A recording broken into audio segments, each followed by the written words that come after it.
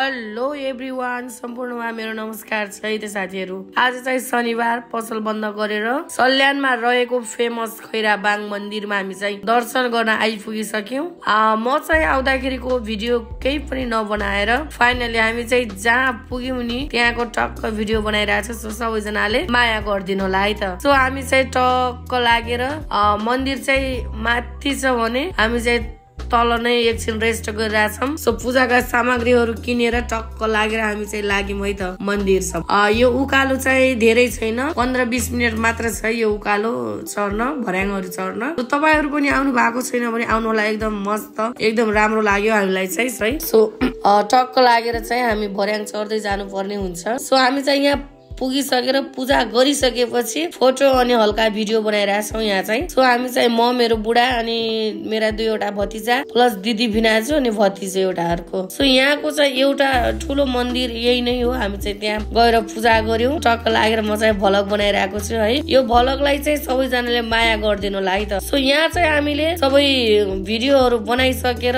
टक्क लागेर यहाँबाट चाहिँ हामीलाई जानु पर्ने हुन्छ, अब फर्किनु पर्ने हुन्छ। बाटोमा त खासै त्यस्तो त केही भेटाएनौ, तर अलिअलि के पहिलो फल हुन्छ नि त्यो चाहिँ यहाँ थियो, त्यही अलिकति खायौं सबैजनाले। सो पहाड़को नजारा, पहाड़को ठाउँ यति राम्रो है, बसाइ सरेर पहाड़तिर गइजाउँ जस्तो लाग्ने। आहा कति आनन्द, कति चिसो मौसम हो।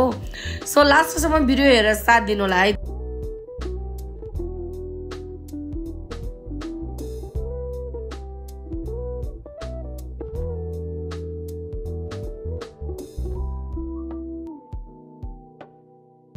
ट्यागको लागेर हामीलाई त थाहा थिएन बाटोमै छाया क्षेत्र पर्छ भनेर। गुरुजीलाई चाहिँ थाहा रहेछ है। सो हाम्रो गुरुजी चाहिँ एकदमै राम्रो है।